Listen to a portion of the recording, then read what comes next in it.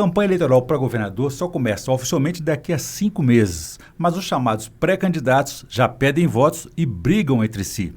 O que deve influenciar o voto dos mineiros? A disputa nacional, presidencial ou a tal polarização direita e esquerda? Esses são os principais temas de hoje do podcast Se Liga Minas, em mais uma edição especial para ouvir os pré-candidatos a governador. Dessa vez, temos o prazer de receber aqui o ex-prefeito de Belo Horizonte, Alexandre Calil. Ele governou a capital mineira de 2017 a 2022, quando deixou o cargo para disputar o governo de Minas. Não foi bem sucedido e agora tenta novamente como pré-candidato a governador pelo PDT mineiro. Foi também presidente do Clube Atlético Mineiro. Calil, obrigado por ter aceitado o nosso convite. Seja bem-vindo. Obrigado, Orion. Muito obrigado pelo convite. Alex, Felipe, muito obrigado. Então, o nosso podcast Se Liga Minas, Calil, é uma iniciativa inédita de 5 entidades associativas democráticas com o objetivo de discutir temas políticos, sociais e econômicos, além da realidade mineira e nacional. E para me ajudar a entrevistá-lo, como você mesmo já adiantou aqui, eu conto com o auxílio luxuoso dos diretores do Sinjus, o Sindicato dos Servidores da Justiça de Segunda Instância de Minas Gerais, o Sinjus-MG, o Felipe Rodrigues e o Alex Aguiar. Obrigado pela parceria. E além do Sinjus, Calil, integram esse projeto ainda a Associação dos Funcionários Fiscais de Minas Gerais, a AFENG, o Sindicato dos Auditores Fiscais da Receita Estadual de Minas Gerais, o Sindifisco, e também o Sindicato dos Servidores do Ministério Público de Minas Gerais, Sindicemp, e a Associação de Procuradores do Estado de Minas Gerais, APMinas. Muito bem, Calil, numa linguagem do futebol, de onde você veio, que todo mundo conhece, você é especialista, o jogo ainda não começou, mas parece que estão querendo tirar você da partida, da disputa aí. Há uma pré-campanha para impedir sua candidatura? De onde que vem isso? Nessa semana você gravou um vídeo, inclusive, falando que querem, além de reafirmar sua candidatura, você falou que querem ganhar a eleição por WO, né? Quem está por trás disso e quem está com medo da sua candidatura? Não, eu acho que, Orion, ninguém, novamente, muito obrigado pelo convite, ninguém está com medo da minha candidatura, né? Porque, como você falou, no futebol, jogar contra ninguém e ganhar é melhor. Mas, sim, o que eu senti é que na hora que um juiz de primeira instância te dá uma improbidade e te nega uma candidatura ao segundo estado de Minas Gerais, por causa de uma pinguela que botaram lá no Clube dos Caçadores, em 2004, que nunca chegou no meu gabinete, que eu tinha que tirar, nunca soube que tinha que tirar essa pinguela. É uma cancela, né? Aquele negócio de madeira, que eu nunca soube que tinha que tirar, não sabia nem que era proibido. E, de repente, em 2004, passou, o Fernando Pimentel colocou, ficou 2 mandatos. Depois o Lacerda ficou 2 mandatos e eu fiquei 1 mandato e 1 ano, e 2 anos. E esse tempo todo, só eu que estou impedido de... Não fui eu que coloquei, não fui eu que... E nunca soube, nunca chegou um ofício, nunca chegou nada no meu gabinete para mim saber que eu tinha que tirar aquela cancela, aquela pinguela. Então... É um negócio tão absurdo, né? É como eu namorei uma menina em 2012, aí eu precisei de um veterinário,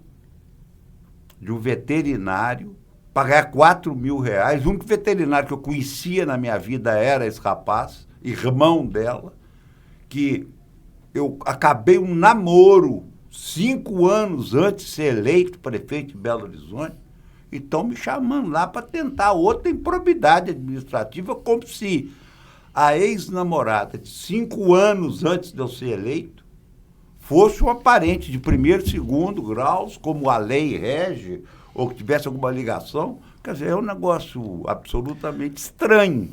Né?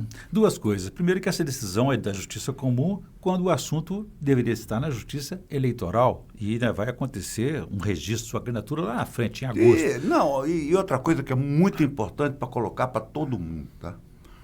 Se toda essa conspiração desse certo, um julgamento de improbidade demora pelo menos 6 anos.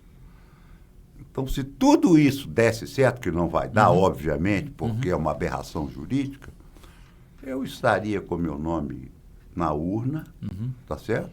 E seria candidato. Então, isso realmente Se esse fosse algum problema, eu ia estar muito feliz. Mas além dessa questão técnica ali, politicamente falando, voltando àquela linguagem do futebol, estou querendo catimbar com você. Quer dizer, isso pode instabilizar o candidato ou deixar o eleitorado dele desinformado, criando dificuldades para a sua campanha se desenvolver, sua pré-campanha e pré-campanha futura, né? Tem essa mas, Orion, a verdade é o seguinte, o eleitor, quando quer, e ele me vê na urna, se ele quiser, né? Não é isso aí é pequeno, baixo, de gente com pouca inteligência, medíocre. Então, o perigo é quando tem gente inteligente do outro lado. Então, eu levo essa vantagem. A inteligência não é uma ameaça à minha candidatura. Por falar em inteligência, vamos ampliar o nosso debate aqui. Vou convidar o Felipe para fazer a sua primeira intervenção. Felipe do Sinjus, por favor. Olá, Orion. Olá, Alex. Alexandre Calil, muito obrigado pela presença. Bom, contextualizando, nós estamos num estado governado por pessoas que parecem ser inimigas do serviço público. Não só do servidor público, mas do serviço público em geral.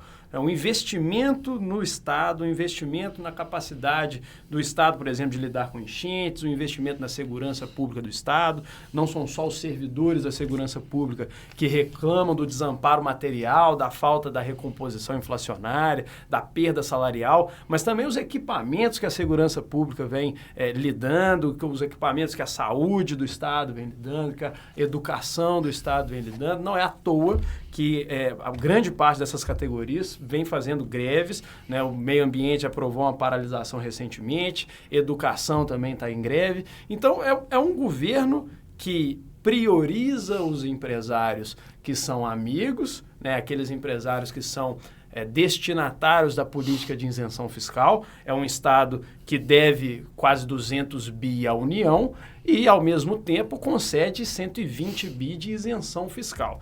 Então, e ao mesmo tempo, um governo que deixa à míngua o serviço público, que é quem atende a população mais pobre. Gostaria de saber, Calil, se você entende assim também, dessa forma crítica, o estado de coisas em que o governo de Minas Gerais opera, e se pretende fazer diferente enquanto governador do estado.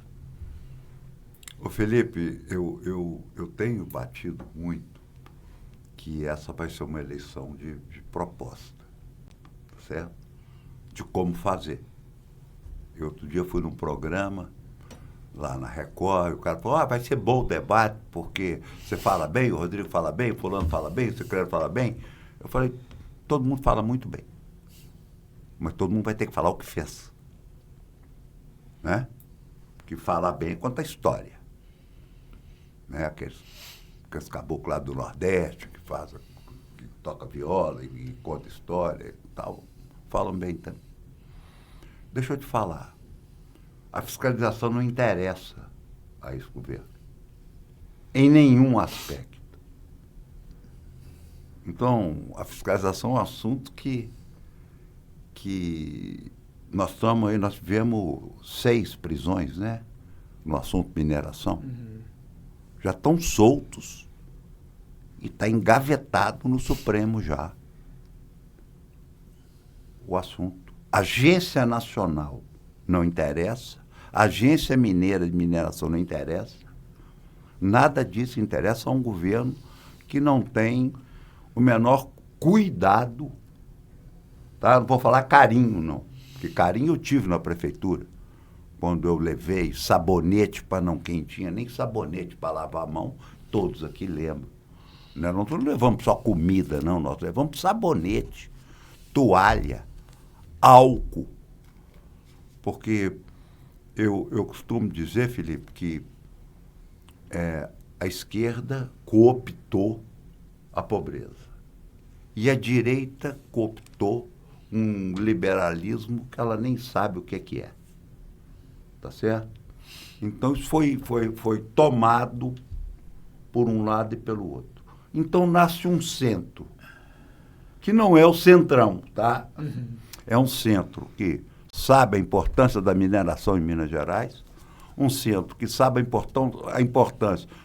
Porra, o prefeito está pondo gasolina em carro de polícia. Isso tem 8 anos, gente. E todo mundo sabe disso. A FEMIG está em greve.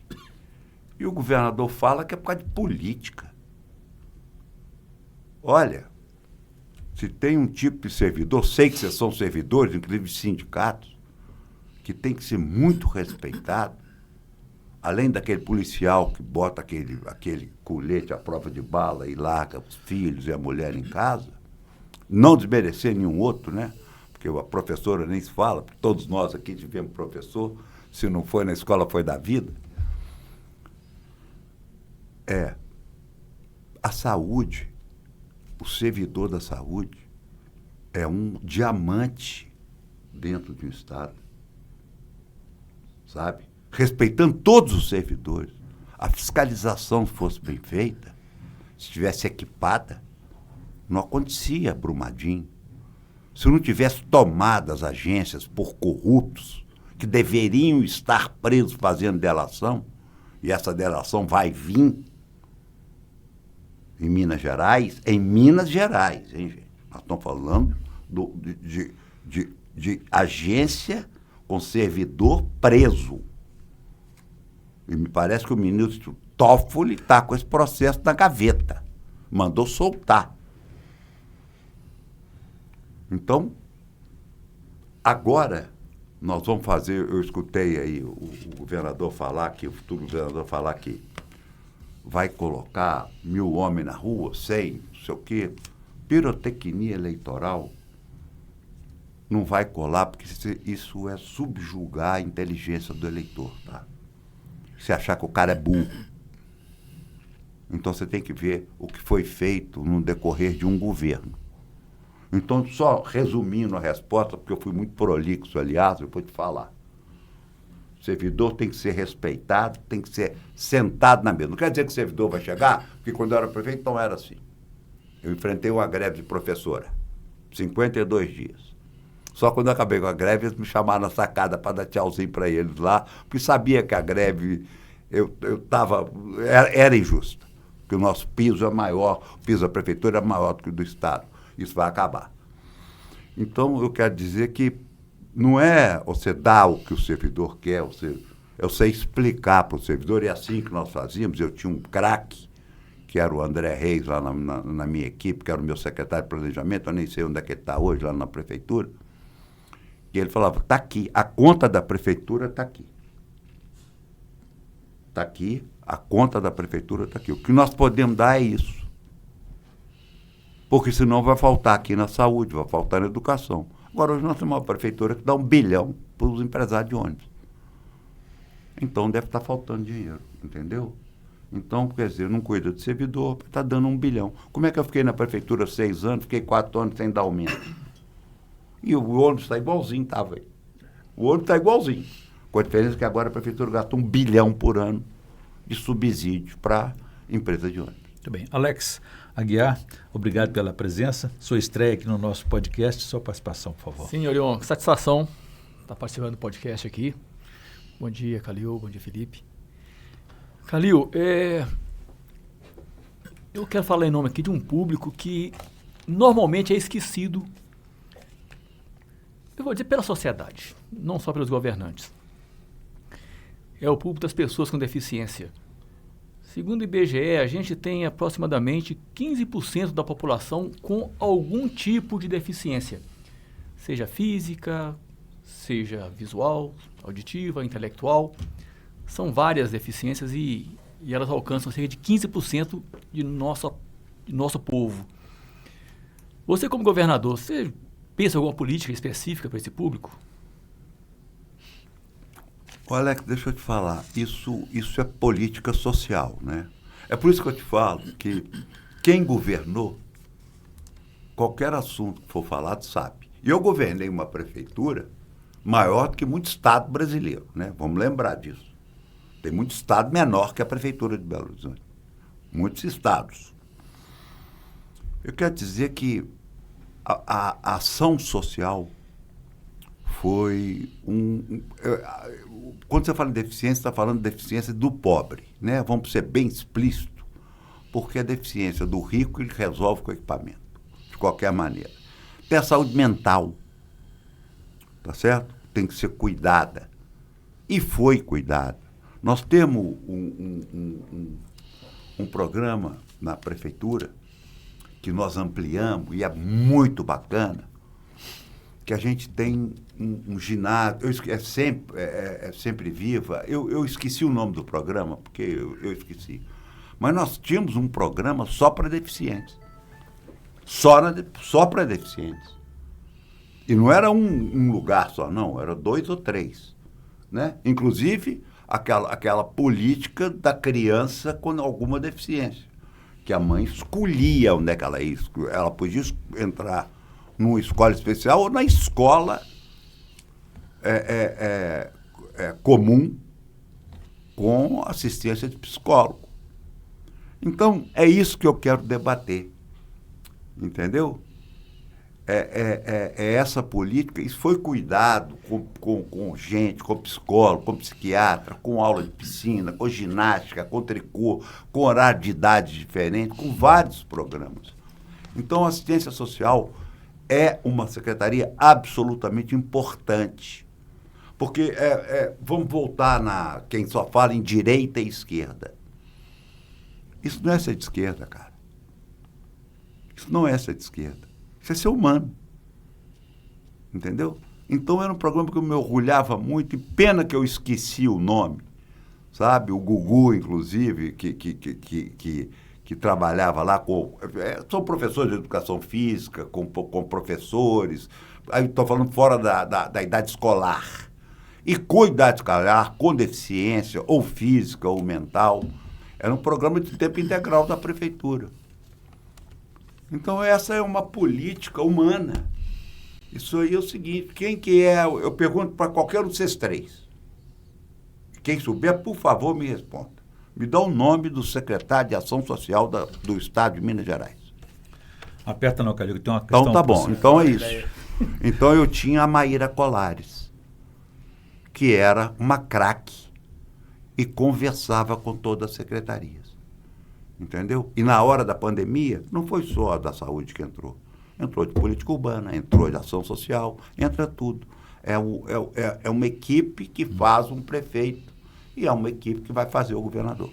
É uma articulação, né, Calil? Agora, veja bem, eu abri o programa dizendo que, querendo saber o que o influencia o voto do mineiro, né? Se seria essa disputa nacional, presidencial, se é a polarização direita-esquerda. Você abriu falando a questão de entregas, realizações, que é a que deve pautar, na sua opinião, as eleições deste ano. Você acha que o eleitor tem esse reconhecimento, essa memória? Isso vai influenciar esse voto? Tem. Eu acho que tem. Eu acho que eleitor é igual torcedor de futebol. Eu não esqueço que você deu para ele. E eu tenho experiência própria nisso. Eu tenho casos pitorescos de grandes amigos que a funcionária trabalhava na casa de um amigo. E não sabia que o cara era meu amigo íntimo, era uma recém-contratada. E foi fazer um bolo para levar para mim, nós convidamos para o almoço, é um caso, né? Nós estamos aqui num podcast. E virou e falou assim, você capricha nesse bolo aí, que esse bolo é pro Calil. Essa moça virou para a patroa e falou assim, é pro Calil esse bolo? É. Então vai ser o melhor bolo que eu fiz na minha vida, porque o Calil salvou minha mãe. Entendeu? Então... Por outro lado, Calil, eu vejo que Agora, eu vou... Se vai polarizar, eu levei ferro. Tá bom? Se o cara vai votar pensando, ele não vai pensar no escoamento, ele não vai pensar na saúde, no posto de saúde da cidade dele, no hospital que não foi entregue, nem vai ser entregue, porque hospital que não atende gente, não tem médico, enfermeiro, é igual esse prédio aqui. Não entra doente aqui não, que você vai sair morto. Né? Então, quem não entrega nada. Se essa mulher que está lá no interior achar que melhorou muito a vida dela, que ela está bem abastecida de água, de luz, de posto de saúde, ela tem estrada boa, sem buraco e tal, continua esse modelo que está aí. Porque o modelo, se não for para realizar, se não for para renegociar esse Estado quebrado, se não for para respeitar o presidente da República, e falar assim, eu quero ser respeitado como governador, eu não vou ter chance, Peorion.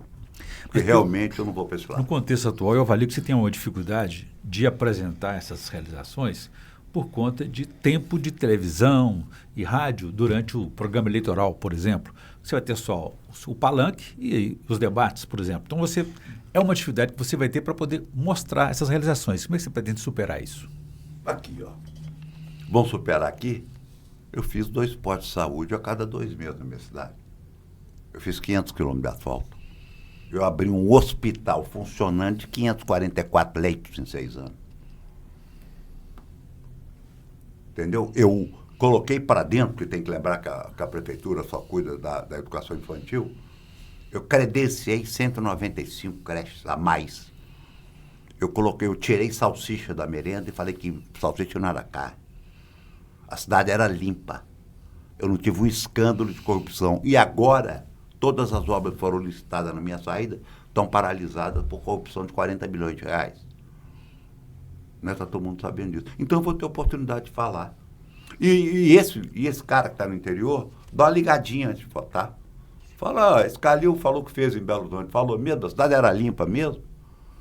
Ele realmente nunca fez uma viagem internacional por conta da prefeitura de Belo Horizonte. Ele nunca saiu um dia.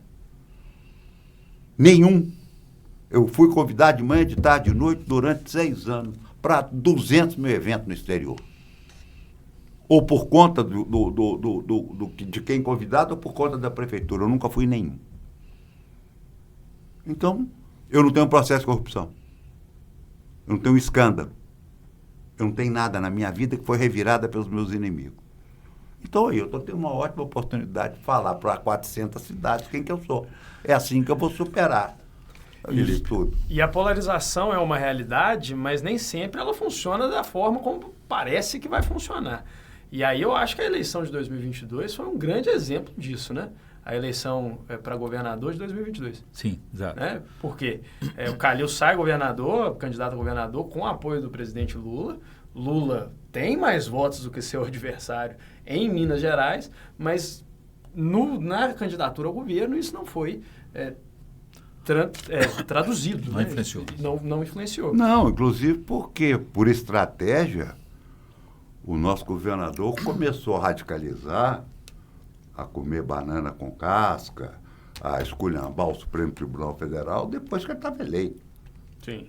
Né? Agora interessa a polarização, porque um candidato ao governo, o Felipe, ele tem a única arma que ele tem é o que ele fez. Um governador que está fazendo campanha para a reeleição, foi vice-governador, ele tem uma arma poderosíssima na mão. Porque eu quero chamar a atenção só de uma coisa. Você passa na frente do palácio, tá? Esse pessoal governou Minas por 8 anos. Você passa na frente do palácio. Então a propaganda do tamanho da frente do palácio. Nós geramos 1 milhão de empregos. Aqui o trem prospera. E aí o trem prospera. Porra, desde quando governador gera emprego na iniciativa privada? Uberlândia não faz compra em Belo Horizonte, amigo. Porque não tem estrada para vir para cá. Vai para São Paulo. Para com isso. Que gerou 1 milhão de empregos foi o empresariado que, apesar do governo, junto com o país, está gerando emprego. Então vamos parar com isso. Aqui se construiu tantos hospitais, aqui nós fizemos tantos leitos, aqui nós duplicamos tantos quilômetros de estrada. Não tem isso não. Aqui o trem prospera, nós geramos 1 milhão de empregos. Quer dizer que tem 1 milhão de funcionários públicos a mais lá dentro?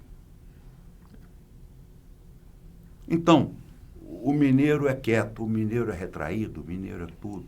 Mas não é bobo. Porque nos primeiros 4 anos, vai que todo mundo engana todo mundo. Né? Como dizia Churchill, a gente engana muita gente por pouco tempo, ou pouca gente por muito tempo. Agora, muita gente por muito tempo não engana. Então agora nós vamos ver porque esse negócio de direita, o governo só fala em direita. Porra, não tem hospital, não tem estrada, não tem duplicação. Não tem escola? Não tem universidade? É tudo fechando, tudo em greve, tudo acabando. Não tem segurança pública? Historicamente, da maior polícia militar desse país? Historicamente. Polícia Civil, Polícia Militar, Polícia Penitenciária, historicamente. Vocês são um pouco mais novos, mas Orion e eu sabemos disso. Era a coisa mais falada. Bandido não vem para Minas Gerais, não, que aqui é fria. Isso é coisa, quando eu era menino, a gente escutava isso. E considerando que o eleitor nem sempre vota com a cabeça, nem sempre vota com a racionalidade, às vezes vota com o fígado, e né, esse resultado de 2022 nos colocou ali, nos deparando com muitos eleitores que às vezes votaram no Lula e no Zema também, faz parte do seu diagnóstico? Você acha que o futebol influenciou nisso? Porque seus adversários vão estar por aí vestindo a camisa do Atlético, metade do Atlético, metade do Cruzeiro. Não, acho que o futebol, a minha carreira hoje no futebol está encerrada, né?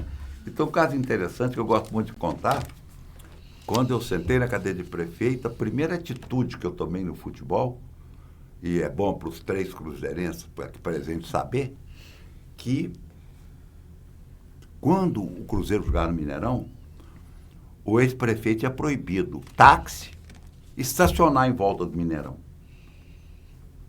Aí chegaram para mim e falaram assim, ele proibiu o táxi para a saída dos torcedores do Cruzeiro, que o atleta ainda está jogando Independência, e parar em torno do Mineirão. Eu falei, então esse cara nunca foi no Mineirão, porra. E como realmente não foi, coitado, não era porque o Márcio Lacerda não ia em campo de futebol mesmo, não. Eu liberei, uma semana depois, o táxi. Falei, quem quiser pode pôr ponto de táxi no Mineirão, para a saída do Cruzeiro, e pode estacionar em volta do Mineirão. Então, que o Atlético não fique com raiva, não, porque pro Atlético eu dei um monte de taça. Eu estou falando o seguinte, mas eu fiz isso pro Cruzeiro. E é muito, hein? Tudo bem.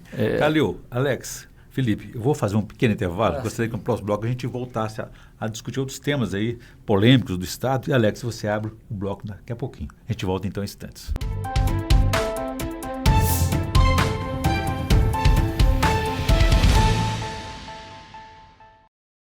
Estamos de volta com o podcast Liga Minas, hoje recebendo o ex-prefeito de Belo Horizonte, Alexandre Calil, nessa edição especial para discutir os problemas de Minas Gerais com os pré-candidatos a governador. Nesse segundo bloco, o Alex Aguiar, diretor do Sinjus, ficou de abrir uma questão para o Calil, por favor. Sim, Orion. Mas antes de abrir, eu queria chamar a atenção do Felipe, porque nós fizemos uma coisa de cavalheiros que não iríamos tocar no assunto futebol, porque estamos sem munição. Então, até que recarreguemos nossas aulas, Felipe, vamos deixar o Calil quieto. Calil, mas falando de coisa séria,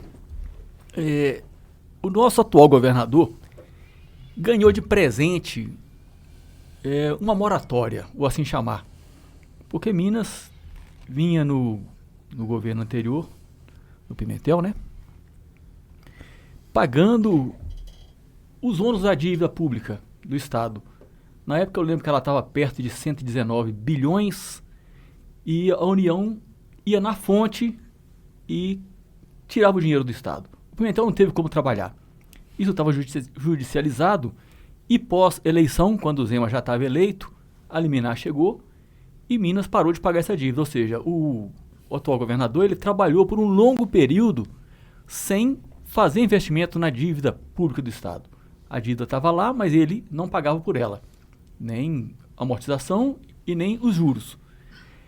Enfim, ele trabalhou com caixa e fica fazendo propaganda que pôde colocar em dia algumas contas que estavam pendentes do município, né? Uma delas, salário do funcionalismo, que estava com atraso, o 13º atrasado.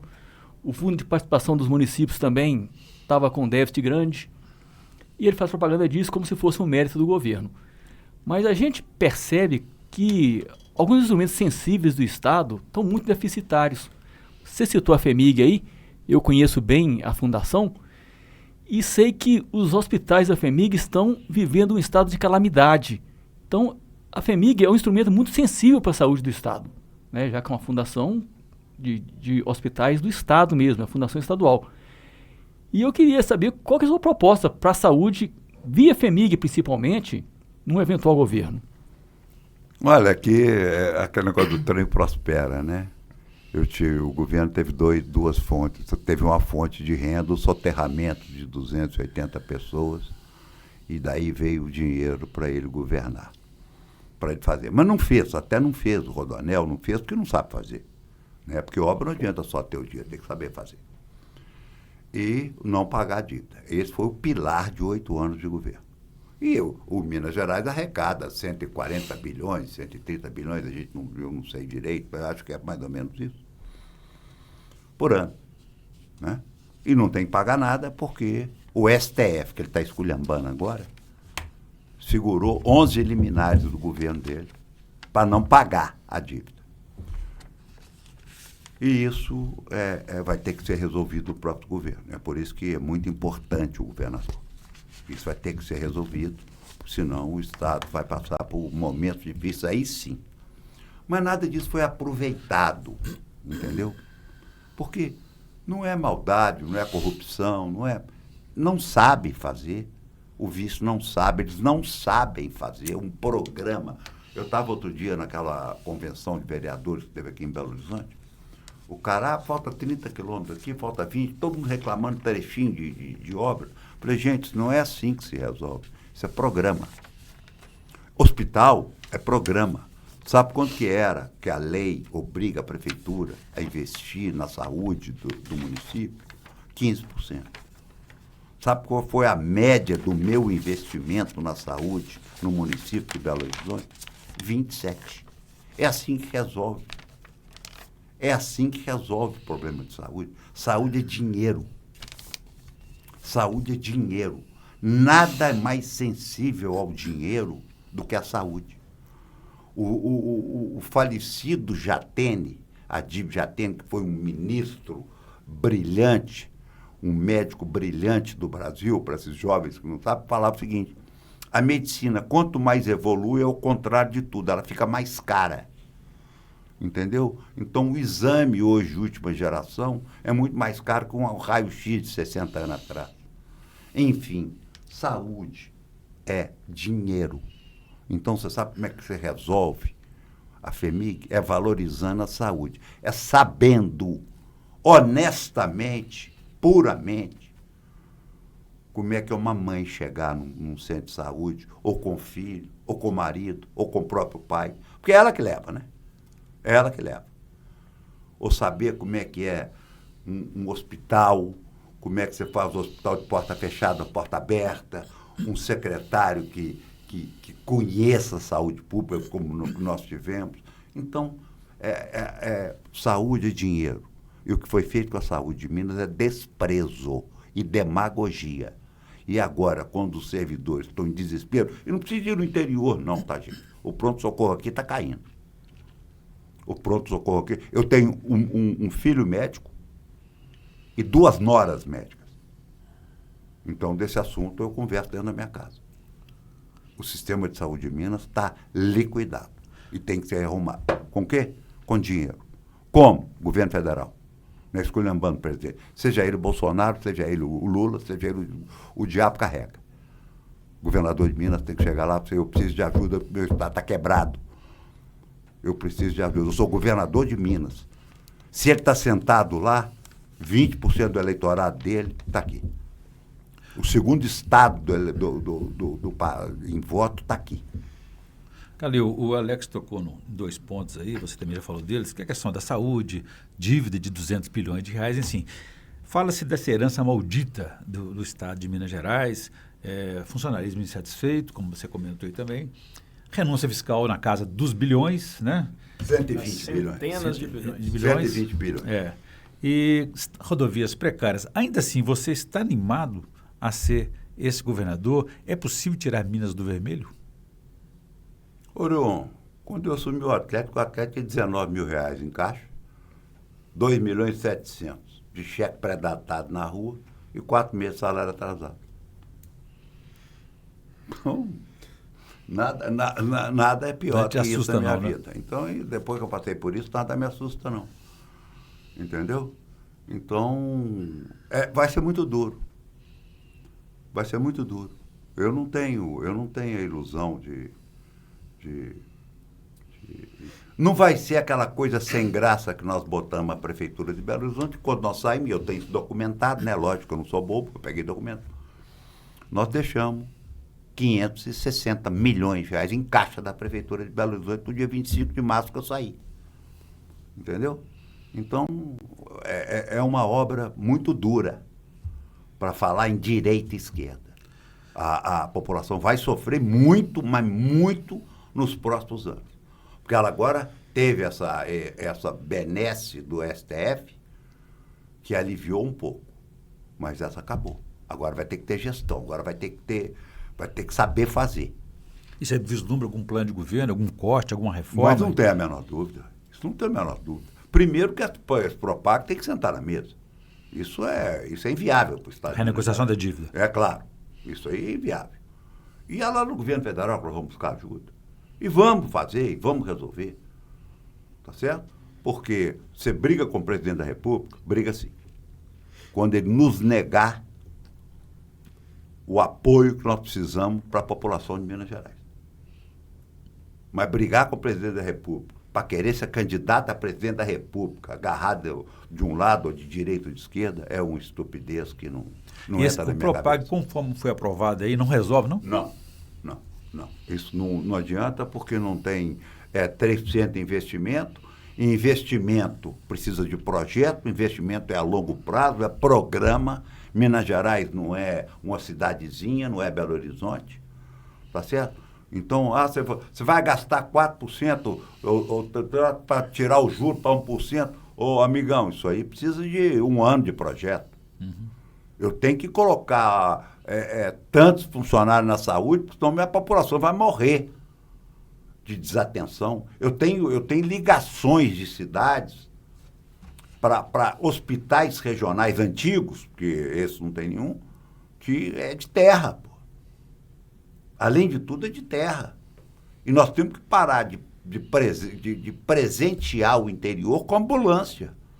Nós temos que presentear com hospitais regionais funcionando bem, perto, para regionalizar. E não vem com essa conversa que nós vamos estabelecer governos em várias regiões. Não é isso, não. Não é isso, não. É fazer o que tem, já é regionalizado, funcionar. Entendeu? Não é inventar roda, não. É só fazer. Mas fazer é muito difícil. Então, para viabilizar o governo, ter governabilidade, ter dinheiro, precisa renegociar essa dívida. Não tem a menor dúvida. E bem. Sua primeira medida será essa? E rápido e bem. Sua primeira medida seria essa como governador? Não tem a menor dúvida. Felipe, sua vez. Por favor. Olha, só uma pequena observação com relação a dinheiro, já que é o tema. No fim de 2018, os créditos de Minas com a Lei Candir, eles superavam o valor da dívida pública do Estado.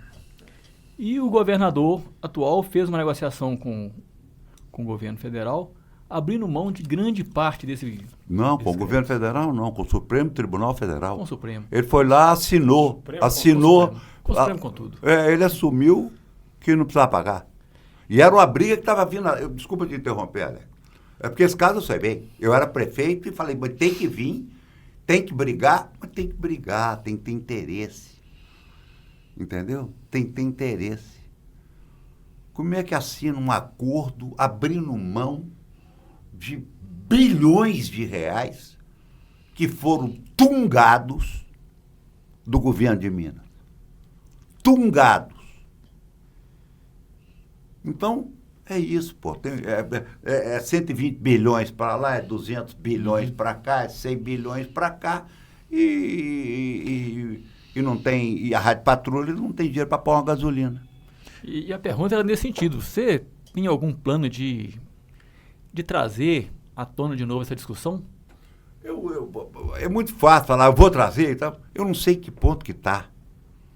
Tá certo? Eu não sei nem juridicamente se é um negócio que eu não posso chegar no Supremo e falar, gente, vamos revisar isso aqui, se está errado ou está certo.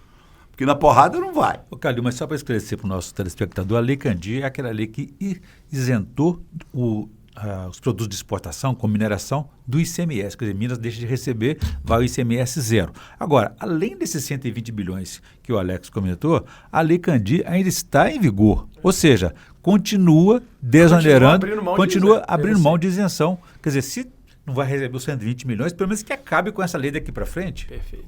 Ou então que compense o Estado. Você acredita que eu nunca tinha pensado nisso? Palavra de honra, eu não tinha... Já é Nossa Senhora. Só isso aí já ajuda. O Orion está falando um negócio que eu nunca pensei nisso.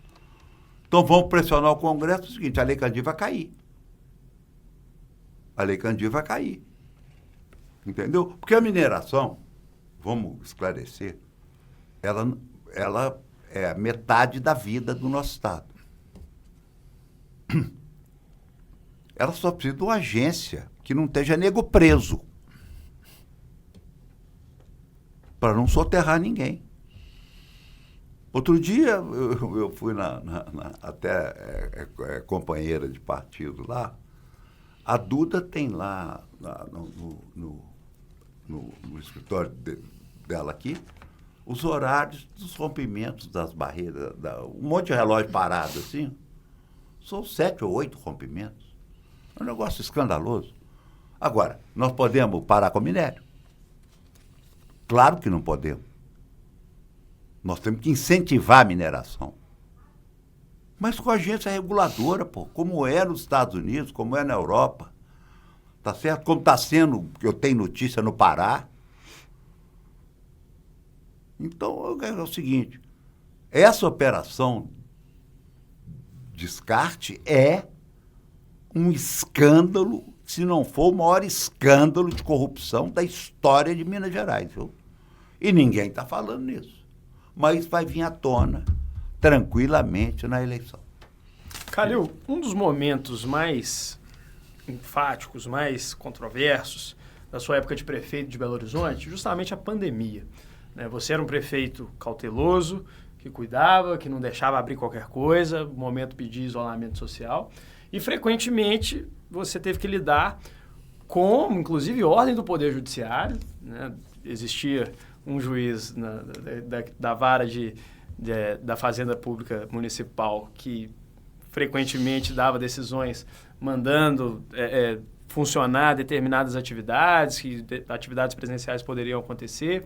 Esse juiz, até hoje, é desembargador, estava envolvido nesse julgamento que ficou conhecido aí, que foi até objeto de matéria no Fantástico, da absolvição do estuprador da menina de 12 anos.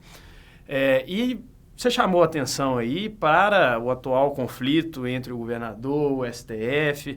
O Estado hoje ele não está alheio a esse clima de hostilidade entre poderes, e você muito bem chama a atenção de que um governador de Minas Gerais ele vai precisar sentar com o governo federal, ele vai precisar ter um diálogo entre poderes. E aí eu queria te perguntar, nesse ponto de diálogo entre pessoas, entre autoridades, a pandemia trouxe muitas lições. O que deixou o que evoluiu mais no Calil como administrador esse período de grande desafio? Bom, primeiro, Felipe, que nós cumprimos um protocolo internacional. Nós tínhamos 3 virologistas, com o Jackson chefiando, com mais a Secretaria de Ação Social, a de Planejamento, a de Política Urbana e esse comitê que resolvia. E nós tínhamos o protocolo quase diário do que estava acontecendo na Europa e estava chegando. Então isso aí não foi uma invenção da cabeça do prefeito. O prefeito montou um comitê e obedeceu o que esse comitê falou. E realmente o juiz dava a ordem de abrir, mas não durava 8 horas. Caía lá no negócio. Só que uma vez o Supremo mandou eu abrir igreja, o Nunes Marques, e eu falei que não ia abrir. Ele falou que ia me prender, aí eu afinei e abri. Porque ele ia me prender mesmo. Mas abri pouquinho e tudo. E fui conversando com as igrejas, viu, gente? Eu não posso aqui, eu não posso aqui deixar de agradecer as igrejas evangélicas que vieram para a mesa da prefeitura e falaram, vamos obedecer. A Igreja Católica, o Dom Valmor, que também obedeceu. Quer dizer, é muita colaboração e muita gente tentando atrapalhar.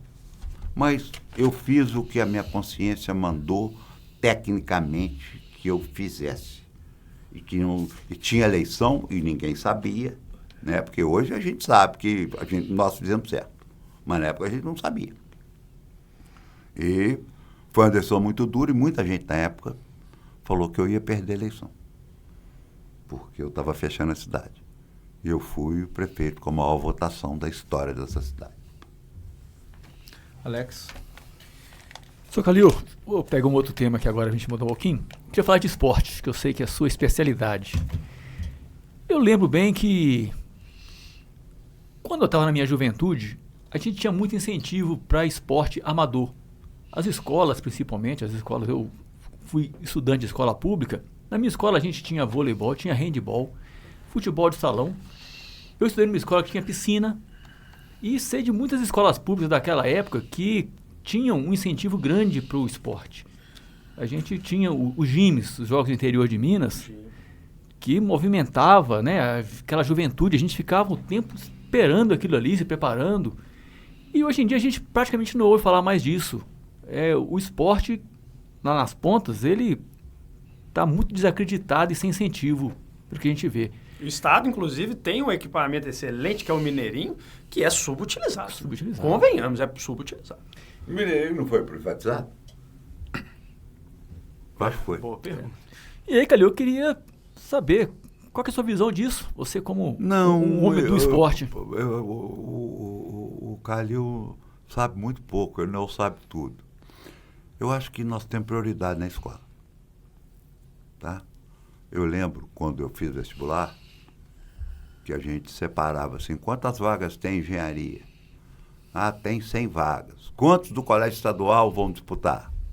30. Bom, então 30 vagas são do colégio estadual. O estadual central, o estadual da Serra, todos passavam no vestibular. E a gente, escola privada, é que ia disputar o resto das vagas. Então a escola pública era isso, há 30, 40 anos atrás. Os jogos, eu lembro, eu estudei em escola pública, tá? Eu fui aluno do grupo escolar Afonso Pena, em frente ao Detran ali na João Pinheiro. Então, educação, não falta verba. Por incrível que pareça. Se tem um negócio que eu, pessoalmente, acho desproporcional, é o dinheiro da educação e da saúde. Sabe? Eu acho que isso é opinião minha, eu não vou mudar porque eu não sou presidente da República, não sou presidente do Congresso. Mas é um negócio que tinha que ser, inclusive, revisado. Eu não sei como é que anda isso. Realmente eu não sei. Mas acho que, como anda as escolas de Minas, a UENG, nós temos prioridade. E isso é muito legal. Mas o que eu penso é que isso não é prioridade para arrumar um Estado que está liquidado igual a Minas Gerais. Calil, você falou de saúde, segurança, falou de educação também, mas há um problema muito grave em Minas Gerais, que é coisa da pré-história. Quer dizer, tem 3 milhões ou mais de mineiros que não têm água tratada. O saneamento básico não chega a 10 milhões de mineiros. No entanto, o Estado está abrindo mão da sua principal empresa que cuidaria do abastecimento de água e do saneamento básico. Como é que vamos ficar com essa questão da água, que é algo que eu digo pré-histórico, que devia ter atendimento às pessoas de maneira mais humana? Eles querem a CEMIG e a Copasa, né? Eles queriam privatizar. A Copasa eles estão conseguindo ainda meia boca, porque esse negócio vai demorar um pouco. E a CEMIG publicou agora um balanço de um lucro de 4,2 bi, se não me engano, líquido. Então, parece que privatizar a CEMIG é coisa de bandido, né? Que deu 4,2 bilhões de lucro líquido da CEMIG. Foi publicado hoje ou ontem, não sei. Bom, a CEMIG é o seguinte, a privatização, eu sou muito a favor em algumas coisas, tá? Eu acho que tem que privatizar, que tem que fazer. Eu fiz PPP de hospital, fiz PPP de escola, fiz PPP de posto de saúde, mas nunca a parte humana. A parte de construção, manutenção, lavagem de banheiro, limpa o chão, porteiro. A parte clínica sempre foi da prefeitura, a parte pedagógica sempre foi da prefeitura. E e sou a favor de privatizar. Não sou contra de jeito nenhum. Agora, privatizar uma empresa que dá 4,2 bi de lucro é roubalheira. E a CEMIG, ela tem que ser conversada, porque nós temos que ver os exemplos do que foi privatizado. Tá certo? Nós temos aí a privatização da energia elétrica de São Paulo. Cada dia um escândalo. Tá certo? Então, apagões. Agora, tem uma coisa que nós temos que nos cobrar também como o setor público. O Brasil não conseguiu universalizar o saneamento até hoje, né? E nem quando privatizou. Então isso passa, sabe, Aron, a não ser um defeito ser público. Porque aonde privatizou também, não está todo mundo atendido. Então, isso tem que ser estudado. Porque podia falar assim, não, aqui, ó, a Sabesp foi privatizada, ali acabou, está uma maravilha. A do Rio está uma beleza, mas não está. Né? Estão todas, junto com as públicas, uma porcaria. Porque, primeiro, não tem agência de... Volto no assunto. Não tem agência de fiscalização nas privadas. E as públicas têm um emperramento político. Quem vai lá para dentro é para ocupar cargo. Né? Então, há esse dilema. Mas para ficar ruim na mão do governo, é melhor ficar ruim. É muito pior ficar ruim na mão do empresário. Que aí você perde o controle. Não tem sucessão para arrumar. Entendeu? Então, esse assunto tem que ser tratado. Eu sou contra... Dessas duas empresas, eu sou contra. Da CEMIG nem se fala. Né? A CEMIG deu um tapa na cara dos privatistas aí agora. Agora, as estradas de Minas Gerais, pelo amor de Deus. Eu sou um motociclista declarado, viajo 23 mil quilômetros por ano. Né? Eu viajava quando eu estava mais aposentado, agora vai me atrapalhar um pouco. Você sai de Minas Gerais, você fala, graças a Deus eu saí, agora eu entrei em São Paulo. E de São Paulo eu entrei no Paraná. Não estou falando de São Paulo, não. Aí, se você quiser ir também para Cabo Frio, para Angra dos Reis, você vai entrar na Via Lagos. Porque além de construir, eu ando. Então, quer dizer, o sistema viário de Minas Gerais é uma aberração, incluindo do Espírito Santo, da região sudeste. Não vou falar nem de Rio, São Paulo, e vou pôr o Espírito Santo, incluindo o Espírito Santo. O sistema viário que eles fizeram em 12 anos, no sistema viário de Minas Gerais, é um descalabro. Muito bem. Porque se eleito governador, você poderá melhorar a gestão de uma Copasa. Claro. Não sendo governador, não sendo uma empresa pública, você perde o controle sobre a iniciativa privada que vai cuidar dessa água ou desse saneamento. Felipe, sua participação. Além das privatizações, uma das fórmulas, uma das maneiras que conseguiram ali equacionar essa dívida histórica de Minas Gerais, federalização de empresas, de ativos que a gente tem, que são, inclusive, valiosíssimos, que carregam minerais, que são ditos que são futuro da tecnologia, da produção industrial. Como é que você vê essa federalização? A gente não está entregando nossa riqueza toda de bandeja, sem muita garantia de que isso um dia vai voltar para o mineiro? Felipe, eu vou tirar o olho disso, vou pôr o nariz. Isso cheira muito mal. Nióbio, entregar nióbio. A China brigando para os Estados Unidos por causa de nióbio, e nós estamos dando para empresário. Então, isso aí não é olho, não é nariz. Isso me cheira muito mal. Alex. Muito bem, eu vou de novo propor uma mudança de tema. Calil, a gente tem observado que uma das indústrias que mais tem movimentado não só a economia, mas também a geração de emprego é o turismo. E, sabidamente, Minas Gerais tem um potencial absurdo. para atrair visitantes. A gente vê aí o potencial, por exemplo, da Estrada Real, um circuito maravilhoso. Quem já teve a oportunidade de trafegar por ele sabe do potencial disso aí. Eu queria saber se você tem alguma proposta para a gente fomentar o turismo em Minas, trazer mais gente para cá, movimentar essa economia. Deixa eu te falar. Eu frequento a Estrada Real pelo menos 2 vezes por mês, tá? É um lixo. Andar lá é um lixo. A 040 é um lixo. Na hora que você pega para Tiradentes, ali em Sobral, Suaçuí, é outro lixo. A 040 você chega em Congonhas, ela vira pista única. Em frente Congonhas, há 100 anos. Enquanto você passa na rodovia federal, no Paraná, ela está duplicada. Por que no Paraná está duplicada, cara? O Bolsonaro duplicou pro Ratinho. Por que não duplicou pro Zema? Que fez campanha para ele. Não são tão amigos? Por que não duplicou pro Zema? O Paraná é um estado pobre. Perto de Minas Gerais. Você tem que ver. A relação é muito mais complexa do que isso. Não tem que fazer nada para turismo, não. Você tem que dar condição para o turismo. Tá certo? Quem fomenta turismo é o empresário do turismo. Você vai a Tiradentes, cara. Tiradentes é um brinco. Tiradentes é uma beleza. São João del Rei. Ouro Preto. Estrada de Ouro Preto é uma merda, cara. Você vai lá para arriscar a vida.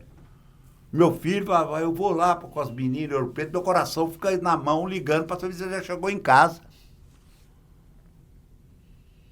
Entendeu? O que tem que ser feito para o turismo? Não, o que tem que ser feito nas estradas. Quem faz turismo é empresariado. Você tem que dar condição, é isso, tem que parar. Não é o governo que faz tudo, não. Nós temos um empresariado competente. Você vai na estrada de Tiradentes, rapaz, fizeram meia estrada por causa da mineração. Outra metade está destruída. Mas você sabe? Não, eu passo lá 2 vezes por mês, pô. Eu adotei essa cidade como o meu lazer. Eu pego minha motocicleta com a minha mulher, ela dela, eu a minha, e vou de 15 em 15 dias em Tiradentes. E vem pela 040. Cheio de caminhão de minério. Agora vamos ver, privatizaram. E quem está fiscalizando? Fizeram um viaduto naquela entrada de Congonhas, que é uma outra pinguela, em vez de duplicar. Não sabem. Alex, o problema tem que saber, tem que ter projeto. A última grande obra do governo Zema foi o hospital de campanha de 700 leitos que ele montou na pandemia, cara. Funcionou? Não entrou um doente. Um doente, não entrou um médico. Ele construiu de campanha um hospital de 700 leitos e ninguém fala nada. E ainda jogou nas costas da Polícia Militar. Calil, infelizmente estamos na reta final do nosso programa, chegamos naquele momento das considerações finais. Eu vou deixar uma questão aqui para você, depois eu peço também ao Felipe, ao Alex, se tiverem mais alguma coisa, para apresentar nas considerações finais dele, e você responde a todo mundo em suas próprias considerações. A minha questão é sobre a questão do ICMS da gasolina, dos combustíveis. O mundo está em guerra e a guerra chegou aqui com essa questão do preço do combustível. Você aceitaria reduzir o ICMS conforme solicitou, sugeriu, fez o apelo o presidente da República e Minas não reagiu bem? Felipe, a sua participação, depois o Alex. Primeiro, agradecer a presença do Alexandre Calil, foi um papo maravilhoso, eu acho que tem muita informação importante aqui para a sociedade mineira. E eu quero fazer um apelo aqui para todo mundo que nos assiste. Em outubro tem eleição, para a gente votar com consciência, para a gente ver debate, para a gente avaliar a proposta, para a gente não votar com preconcepção de determinadas personalidades. Vamos avaliar o que foi feito, a vida de cada candidato, a proposta, o que cada candidato demonstra com o que já fez na vida pública e com o que promete. Vai ter muita promessa vazia, toda eleição tem, vai ter muita coisa que a gente vai escutar, mas já dá para duvidar, já dá para saber que é promessa falsa, e eu acho que a gente vai ter debates muito qualificados, como aquele próprio apresentador da Record falou, vamos ter um debate entre candidatos que falam muito bem e que alguns que mentem muito bem. Então é importante a gente ficar de olho e angariar o máximo de informação que a gente puder. Muito obrigado pela participação, Alexandre Calil, Alex e Orion. Até uma próxima. Você, Alex, alguma consideração? Sim, Orion. Primeiramente, agradecer o Calil. Muito direto, muito objetivo. Então, foi realmente um momento gratificante para a gente. E vou aproveitar a oportunidade para falar aqui como servidor público. Eu quero falar em nome do funcionalismo, dos meus colegas da segurança, da educação, da saúde, da justiça, enfim, do funcionalismo como um todo. É literalmente colocar a nossa força de trabalho à disposição do governo, porque nós somos os instrumentos que o governo tem para levar o serviço público, levar a atenção do Estado até a ponta. Então, eu quero que quem assuma o governo conte conosco e não nos tenha como inimigo, como vem ocorrendo. Nós não somos adversários do governo, nós somos parceiros. E é isso que eu quero deixar. Conte conosco, porque a gente vai estar junto. Calil, suas considerações finais, por favor, abordando as questões colocadas. Primeiro, Felipe, é isso mesmo. Eu acho que todo mundo tem que pensar, avaliar, deixar pré-conceito, todo mundo vê o que cada um fez e nós vamos discutir isso durante a eleição. Funcionário público não é inimigo de Estado e nunca foi. Se não fosse o funcionalismo público, essa cidade não tinha recebido 13 prêmios internacionais na pandemia, como nós recebemos. Então, foi não só do setor de saúde, educação, da ação social, da ciência, recebemos uma porrada de prêmios. Então, eu sei bem. Mas só depois que eu fui prefeito, tá? Eu tinha uma visão muito diferente. Orion, eu não dava desconto de 25%, não. Porque, a princípio, cara quebrado não dá desconto para ninguém. Então, sem demagogia, aqui não. Aqui vocês já tiraram muito. Deram muito pouco, tiraram muito. Aqui vocês vão caçar 25% na zona. Muito bem. Bom, quero agradecer aqui, então, a presença e a participação do pré-candidato a governador Alexandre Calil, aqui do PDT, por essa boa entrevista e desejar-lhe boa sorte na empreitada. Volte sempre. E agradeço também aos parceiros, o Felipe, o Alex, e um agradecimento especial à Amist, ao presidente Mairink e a nossa equipe aí, Lívia, Suelen, Ana, Hanna e Nayara. Também a TV Banqueta, nossa parceira especial. Bem, é você que nos acompanhou. Você pode ver e rever essa entrevista em nossos canais, nas redes sociais e também na TV Banqueta, nessa quinta-feira, às 20 horas. Obrigado a todos e até a próxima.